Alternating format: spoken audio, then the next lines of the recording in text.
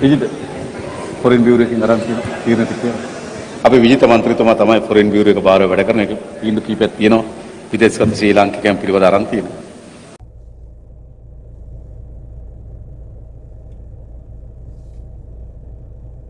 சைக்கு காட்டுறேன்னு பார்க்குறீங்களா? அஸ்ஸலாமு அலைக்கும் வரஹ்மத்துல்லாஹி வபரகாத்துஹு. அன்பார்ந்த அனைத்து உறவுகளுக்கும் இனி இரவு வணக்கம். ஜனாதிபதி அனுர கூட வெளிநாடு வாழ் தொழிலாளர்கள் சம்பந்தமான சட்டத்திட்டங்களை பற்றி அவர் தெரிஞ்சுக்கொள்ளலை. மொத்த பொறுப்பையும் யார்கிட்ட கொடுத்துருக்குது? விஜித ஹேரத் அமைச்சர். இப்போது உங்களுக்கே தெரியும், ரீசெண்டாக அமெரிக்காவுக்கு போயிருந்தாங்க ஜனாதிபதி அனுர்குமார் திசாநாயக் அவர்கள் மற்றும் வெளிநாட்டு வேலைவாய்ப்புகளுக்கான அமைச்சர் விஜித ஹேரத் இன்னும் பல அரசியல் பிரமுகர்கள் போயிருந்தாங்க. ஐக்கிய நாடுகள் சபையில் கலந்து கொண்டிருந்தாங்க. அதுக்கு பிறகு அமெரிக்காவில் வாழக்கூடிய இலங்கையர்கள், அமெரிக்க வாழ் இலங்கையர்களை சந்திச்சிருந்தாங்க. இப்போ ரீசெண்டாக நான் வீடியோ போட்டிருந்தேன் இது சம்மந்தமாக, 1.5 மணி நேரம் வீடியோன்னு நினைக்கிறேன். இப்போ அதில் ஒரு சகோதரர் ஒருத்தர் கேள்வி கேட்குறாரு. அதில் முக்கியமாக அவர் சொல்லக்கூடிய விடயம் என்னென்னா, நாங்கள் டெபாசிட் பண்ணுறோம் ஒரு அமௌண்ட், அதாவது பீரோவுக்கு நாங்கள் ஒரு அமௌண்ட்டை கட்டுறோம், அது எங்களுக்கு திருப்பி வேண்டாம், ஆனால் நாங்கள் அதை தொடர்ந்து நாங்கள் கட்டிக்கிட்டே வந்தால் எங்களுக்கு ஒரு பெனிஃபிட் ஒன்று இருக்கணும் அரசாங்கத்தால். அது என்ன மாதிரியான பெனிஃபிட் அவர் கேட்கும்போது பாருங்கள். ஜனாதிபதி அனுர உடனே இதை பற்றி விஜித ஹேரத் அமைச்சருக்கு தான் தெரியும், அவர் பேசுவார் அப்படின்னு சொல்லி விஜித ஹேரத்தை கூப்பிட்டு விட்டுட்டு போயிட்டாங்க. அப்போ அதுக்கப்புறமா அமைச்சர் விஜித ஹேரத் சில விடயங்கள் அந்த இடத்துல சுட்டி காட்டுற சந்தர்ப்பத்தில் நாட்டினுடைய இப்போதைக்கு நாங்கள் கொஞ்சம் மோசமான சூழலில் தான் இன்னும் நாட்டை கொண்டு போயிட்டுருக்கிறோம். இந்த நிலைமை கொஞ்சம் சீராகின பிறகு நாட்டுடைய நல்ல முன்னேற்றத்தை ஒரு நல்ல நடுநிலைமையான நிலைமைக்கு கொண்டு வந்த பிறகு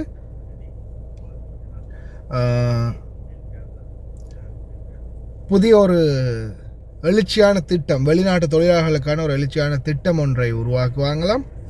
அதே போல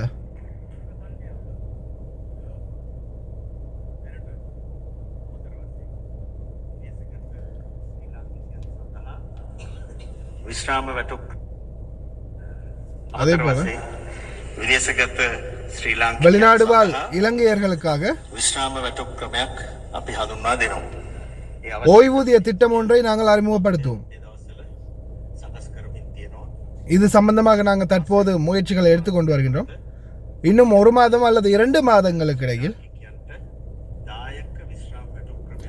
கட்டாயமாக ஒரு ஓய்வூதிய திட்டம் ஒன்றை நாங்கள் உருவாக்குவோம் அனைத்து வெளிநாடு வாழ் தொழிலாளர்களுக்கும். அந்த ஓய்வூதிய திட்டம் மூலம் வெளிநாடு வாழ் தொழிலாளர்கள், இலங்கை தொழிலாளர்கள், பிற வெளிநாடுகளில் வாழக்கூடிய அனைத்து தொழிலாளர்களுக்கும், அமெரிக்காவில் மட்டுமே இல்லை, கடைசியில் அமெரிக்காவில் வேலை செய்கிறவங்களுக்கு மட்டும்தானே அப்படின்ற மாதிரி போயிடும் சிச்சுவேஷன். அப்படி இல்லை, உலக வாழ் அனைத்து இலங்கையர்களுக்கும், தொழிலுக்காக போயிருக்கக்கூடிய அனைவருக்கும் பதிவு செய்து தொழிலாளர் வீசாவில், அதே மாதிரி டூரிஸ்ட் வீசாவில் போயிட்டு நீங்கள் பல வருட காலம் எங்கேயாவது வேலை செஞ்சுட்டு அதுக்கப்புறம் எனக்கு இது வேணும்னு கேட்டிங்கன்னா, ஓய்வூதியம் வேணும்னு கேட்டிங்கன்னா கொடுக்க மாட்டாங்க. அதனால் சட்டப்பூர்வமாக சரியாக நாட்டிலேருந்து வரும்போது பீரோ கட்டி லீகலாக பதிவு செஞ்சு வந்தீங்கன்னா, அதே மாதிரி தொடர்ந்து என்ன செய்யுங்க, 2 வருடம் முடிஞ்சதுக்கப்புறமா இன்சூரன்ஸை புதுப்பிங்க, பீரோ தொடர்ந்து கட்டுங்க. இது சம்மந்தமான முயற்சிகளை பைபிளை வாயை விட்டுடுச்சுல்ல, இனி இது சம்மந்தமான முயற்சிகளை நம்ம பக்கம் இருந்து நம்ம ப்ரெஷர் பண்ணலாம்.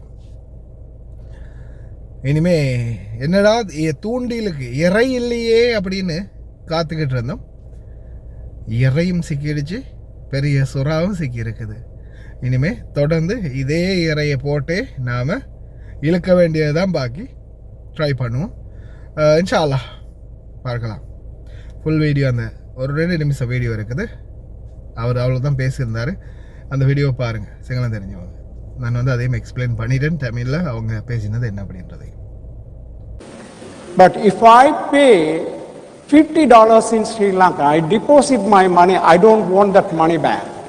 But when I retire 20 years later, when I go back to Sri Lanka, that money will pull down. So if we can make a system in Sri Lanka to safeguard at least the foreign employers. Thank you very much. Vijitha foreign bureau එකකින් අරන් තියෙන තීරණ ටික තියෙනවා. අපේ විජිත මන්ත්‍රීතුමා තමයි ෆොරෙන් bureau එක බාරව වැඩ කරන එක. තීන්දුව කීපයක් තියෙනවා. විදේශගත ශ්‍රී ලාංකිකයන් පිළිබඳ අරන් තියෙනවා.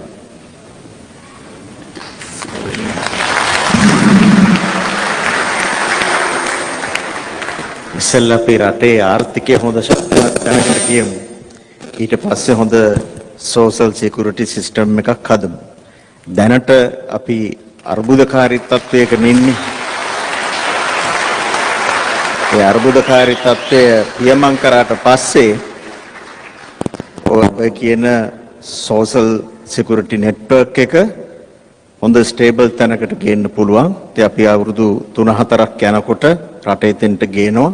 ඒ අදිෂ්ඨානය අපිට තියෙනවා. අන්නෙවැනි තත්වයකදී ඔබ යෝජනා කරන ඒ හොඳ වෙල්ෆෙයාර් සිස්ටම් එකක් අපි රටේ ඇති කරමු.